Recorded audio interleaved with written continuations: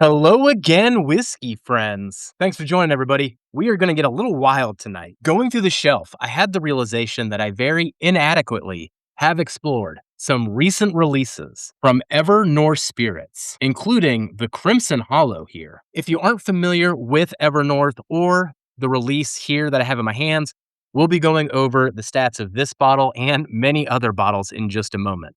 Because rather than exploring this one with you as a review, I actually decided I could do a whole blind flight with different Evernorth releases and see which ones I actually like better blind. Given that this entire shelf up here is actually entirely dedicated to Evernorth, I was not for a lack of options. Curious to see what's in today's flight and what's going to come out on top? Stick around. So thank you for joining Whiskey Friends. Let's kick off the show.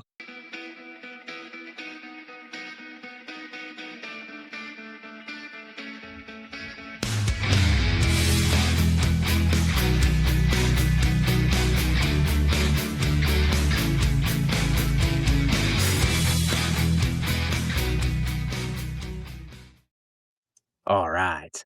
Now, for those that aren't familiar with Evernorth Spirits, honestly, you're in our circle. I'd be quite surprised, but you never know who stumbles upon these videos within the whiskey community. So let's get the word out there. Evernorth Spirits was built by Dan Shook and Sean Paisley. Those names might sound familiar. They are also the hosts of the channel The Bourbon Junkies. They were able to grow their YouTube channel so big, gain such a following, and gain enough connections that they were able to spin it off into their own business called Evernorth Spirits, which is up around Midland, Michigan, right almost smack dab middle of the state. Fantastic tasting room where they also do their blends. Many of the bottles in today's flight are going to be blends put together by Dan and Sean. You know, I said Midland, but I guess it's in Freeland, Michigan, now that I look at it.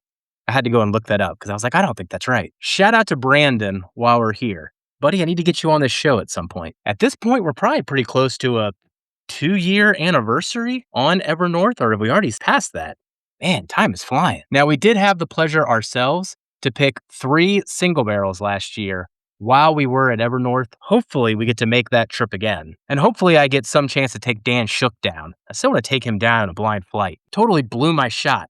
1 round shy in Matt Madness of last year. So I've got the 6 samples already randomized in front of me. They have been sitting there airing out the entire time we've been jibber jabbering. But let's go over today's contestants. And while we do that, also a good time to take in this beautiful artwork too. I absolutely love what they've done with the animals and the stained glass windows on all these releases. First one I showed in the intro is Crimson Hollow. Now, this one is a blend of straight whiskeys finished in new Kelvin cooperage barrels. It's a straight whiskeys because there's a 9, 10, and 18 year MGP that is the 99% corn, 1% malted barley mash bill. Most likely the older one is definitely a light whiskey. Not sure about the 9 and 10 years, whether those were in new oak or used oak. And then there's an 8-year Green River, 21% rye mash bill. Next contender is going to be the Exodus Rye, batch number 1 on this one. This was finished in toasted barrels and what looks like a 6-year rye. Man, am I going to need reading glasses here soon? Holy cow. 6-year rye distilled by Sagamore, 52% rye mash bill, 43% corn, 5% malted barley. Then we have the Spirit Walker. This one's batch 6. I really haven't gotten to this one much either. This one's a straight bourbon whiskey finished in blackberry brandy, raspberry brandy, and Madagascar vanilla barrels. Now we'll see if that one sticks out in this blind. They call this one the Kentucky Cobbler. Next up, we have the Nightwalker Batch 4. This one is a blend of straight bourbon whiskeys, blend of 6 and 11-year MGP, and 6 and 7-year Green River. Next up, we have the Arctic Spirit Batch 2. And this one is a bourbon and rye blend. 12-year rye, 12-year bourbon, both from MGP with a splash of an 8-year Green River. All right. And here is the dark horse of today's flight. I mean, I kind of just threw this one in here for science. I guess science. We'll go with science. But, so why not have a Virtue Spirit sighting here? If you didn't know, before it was called Evernorth, it was called Virtue Spirits, but they had to back off of that name. But this is barrel number 1 of the bourbon. 5 years, coming out of Sagamore on a 20% rye mash bill. So, on a fun part of this, throughout this flight, we get to see where Evernorth began and where it is today with all of these blends, but also crown one of these blends the champions of their labels. I mean, they have so many blends at this point. I mean, you could even just do a blind flight of one of these verticals in and of itself. They're just popping out these verticals left and right. And the most amazing part about this, I mean, all the Evernorth bottles I've ever gotten have been, I think, between either 60 and 70 as that low point, up to $100 max. And as you kind of heard through that age statements and what they're getting from different distilleries, we're mainly talking about MGP, Green River, and Sagamore bourbons and ryes, but they have gotten other distilleries in as well.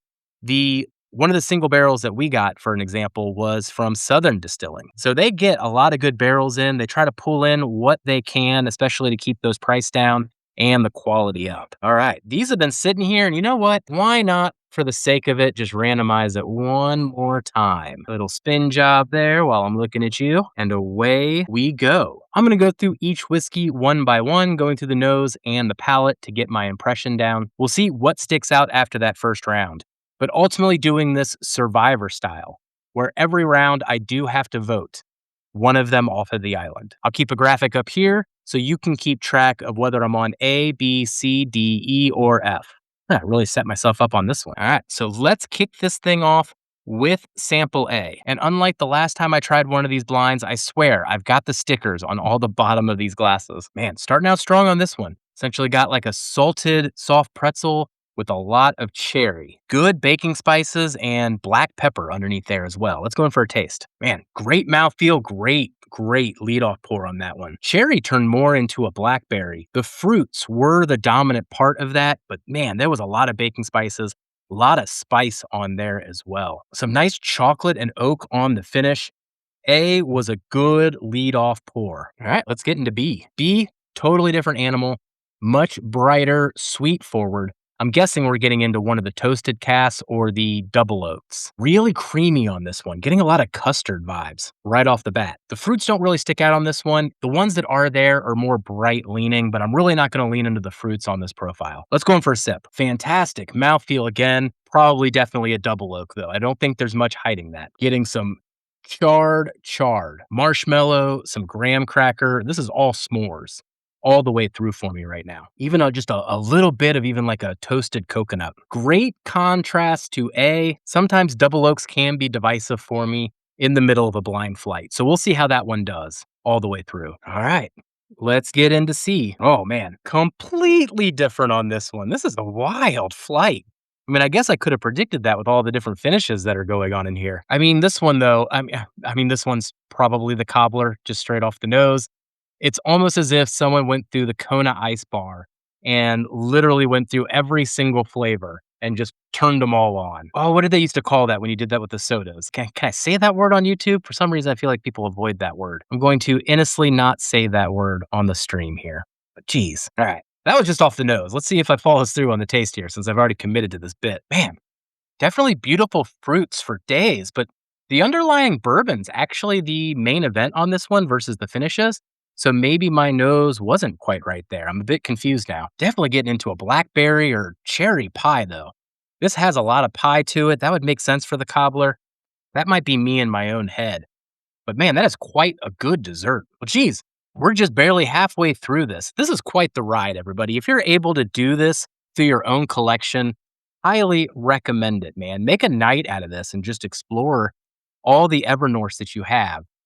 Okay, I know some of your whiskey collections, not all of your Evernorths, a respectable blind flight amount of your Evernorths. But this makes for quite the treat. Let's get into D. I'm actually not sure what I'm going to vote off here. Okay, D does have the least personality so far on the nose, mostly getting a lot of baking spice with hints of orange. Yeah, some burnt caramel reduction there. Not going to hang my hat on anything on D. Let's go in for the sip. Man, actually quite vanilla forward. More cherry there, though that orangey element actually does pick up on the finish, but mainly more getting into the vanilla cream custard range almost through and through till you get to the finish where that orange does start to pop in and there's a bit of rice spice. Definitely the most straightforward ride of the flight thus far. Glass E, keep this train a-moving. This one is a bit all over the place on the initial approach. The main standout element on E was actually this very deeper oak blast, I guess is the way I would describe it. Almost as if there's definitely more age going on in E by comparison or something. Fruits are there though too, cherries, apricots. Man, even getting to like blueberries covered in powdered sugar. Lots of fruit elements going on E.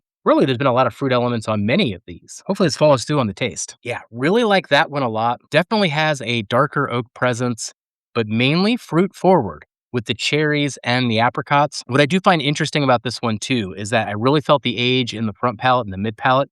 And as I got into the finish, it brightened up more about the fruits and more of this honey vanilla swirl. All right, rounding the corner into Glass F. Glass F was unexpected there. Getting more into a tropical fruit range, maybe combined with a little bit of a cherry. Gosh, some good honey, graham cracker there, some standout notes on the nose. Let's get into the taste. Man, kind of sticking to that. More tropical fruit leaning, not quite mango, but then mixed in with some cherry in there. Started out deceptively bright, but then the more it developed into the transition in the mid palate and the finish, got into more of these chocolate notes, maybe even like a little bit of a hazelnut. Man, some good honey there too, for sure. Well, gone through the entire flight, given each pour a chance to stand out and give its first impression. Main thing I learned on this first swipe through the lineup was A, mouth feels on each of these were really good. All of them are rich and oily, which is something I can appreciate. And quite a few of the blends were mainly fruit forward in their profile. Fruits mainly ranging from cherry to apricot to some of the tropical. Makes sense since some of these are ryes, some of these are boo ryes. We also have the Green River and the MGP elements in here. Unfortunately, we have to vote one of these off of the island. And given that there's 6 samples, we can't drink these to completion. We got to make some quick calls. We got to get some early votes. And the one that stood out to me was Glass D. Mouthfeel was great. Some good sweet flavors on the palate. But for the most part, the flavors that we're getting were not as dynamic as some of the other samples. Slight hints of cherry, but mainly was thinking about almost like the inside of a Twix bar with like a little cookie, caramel, chocolate, little spice on the finish. But let's see what D was. Wow. The Exodus Rye, ER. Wow, I'm very surprised. This one being the first one out. I love this bottle on its own. I have been having a problem lately with rye standing out in flights with just bourbons. I also sometimes have problems with toasted casks too, so maybe that's the thing that I wasn't able to detect, like I maybe did on the double oak earlier on B. But yeah, in retrospect, when I wasn't getting much off the nose, I was having issues getting around that toasted barrel. Gosh, tell you what, I'm still flabbergasted that that's a rye as well, but I guess it is 52% Sagamore. So the fact that it's only 52% rye, 43% corn is confusing too in a blind. All right, that means there are 5 samples left. And we do have to do another quick elimination. And you know, it's crazy. Off the leadoff pour, this one stood a good chance. But doing a quick review of A, while A was initially very impressive, definitely lacks some of the depth that came off later in the flight, even have a bit of a bite towards the end of the finish. Let's see what A was. Zoom in. There we go. Number 1. Man, the OG barrel held its own there. I would have actually suspected that one would have maybe gone out first, but I think this is actually one of those cases where going first in the flight and giving me a very positive first impression kept it off my radar for that first elimination. But when I had to think harder about it, it ended up being the answer. Very good though for a 5-year 20% rye Sagamore bourbon. I was very impressed with Sagamore's 6-year release, but I'll be honest, most of the best Sagamore I've ever had has come from Evernorth. Well, we're down to 4 releases here. And if you're keeping track at home, we've got the Arctic Spirit, Night Stalker, Crimson Hollow, and the Spirit Walker left in this. I need to not rearrange these glasses though. Trying to do like a quick drive-by of these so I can make my next choice. This is a tough elimination here. This one, I've got to split hairs. I think the one unfair advantage, B, there's something about a double oak that can hit me wrong on some nights and hit me so well on others. And B right now is making me smile every time I go back to it, even on the nose. But all the remaining fruits on the rest of them are so impressive that I'm having a hard time figuring out, do I love B that much or do I vote one of the fruit forward ones off? Man, I hate to do it, but I gotta vote C off. I mean, C has these beautiful fruits and these pie crust layers. Very sweet dessert going on. The main thing that ends up pulling C down here is the finish drops off more than the others. And as we get deeper into this flight here, and the flavors on all these are so strong, it's going to be the technical elements that are going to start getting the spotlight on things. So let's see what we voted off here. Oh, and not too surprising on this one is the Spirit Walker. I say not too surprising here because I did call that this was the Spirit Walker off the nose on that first rip. But man, does it live up to its tasting notes? The Kentucky Cobbler. All right, 3 glasses left. We're left with B, E, and F. I mean, what I know, B's double oaked. So, I mean, there's no hiding it from me that B is the Crimson Hollow. And I am really digging it tonight. So I've got to figure out if E or F is going to go against B in a head-to-head. Man, I'm going to go back and forth here a little bit. Gosh, on the nose, these are so incredibly similar that it's driving me nuts. Because one of them's a Boo Rye, and the other one is a blend of bourbon and light whiskey. So for the noses to be so similar is messing with me a little bit. All right, one final taste to make it to the final two. Let's see what happens. All right, that final taste sealed the deal. I do have to get F out of there. Really like quite a bit of what's going on with F. Again, I would describe it as a more tropical leaning fruit. But as we get into the finish, there's less transitions going on with F. Less going on, doesn't linger quite as long as E. And as mentioned, the technical elements are going to be the distinguishing factor as we get to the end of this. Oh man, let's get the focus in here. There we go. The Arctic Spirit. Ooh. Really? Man, I was pretty sure the Arctic Spirit was E. I'll be serious with you. Does make sense though, as I say it out loud. You know, those tropical elements might have been coming from that rye. Just not something I typically got on this particular pour. Love this one though. This one scored in my top 10 of 2025. We did have it in our blind flight tournament though, and it did not survive its round. You know, looking at it here, it is 108 proof. I do wonder if its proof held it back. I can't remember the proof of the other two, top of mind right now. We are left with a head-to-head battle, though, between definitely now, the Night Stalker and the new Crimson Hollow. I don't think this one is really blind at this point. I do believe that B is the Crimson Hollow and E is the Night Stalker. I mean, the whole point of the night was somewhat to get to know the Crimson Hollow a bit more, and now here it is, going head-to-head with the Night Stalker. Man, going back and forth here, I'm really not sure this is a battle. I don't know if this is like a mood thing or what's going on tonight,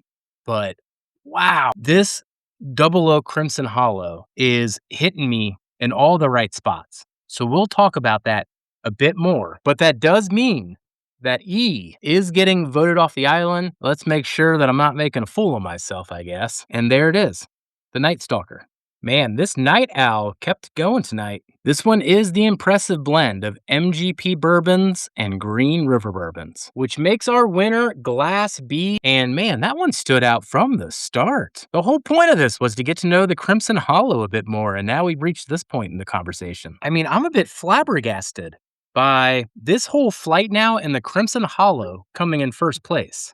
Somewhat the whole premise of this video was not to do a spotlight review on the Crimson Hollow, and just see how it goes with the other expressions. But here I am essentially calling this my favorite double oak since maybe the Kelvin 60 from Foregate. I mean, this one's like a crazy blend too of Green River and MGP, but it's the MGP 99-1 mash bill. Now that 18-year listed must be light whiskey, but the 9 and 10-year with some of the things that the junkies have gotten their hands on could have been aged in new oak. This one really is like unrelenting on the palate. The bourbon is shining through. There's these nice cherry notes. Gosh, there's so much char and sweetness going on. And there is like this consistent charred marshmallow fluff graham cracker thing going on all the way through the experience. And the way this one continues to like hang on the palate, it's kind of like an everlasting gobstopper, but it's an everlasting s'more. Honestly, at this point, it's probably inspiring a double oaked blind in the future here. This might be one of my favorite double oaks of all time, which I did not expect to be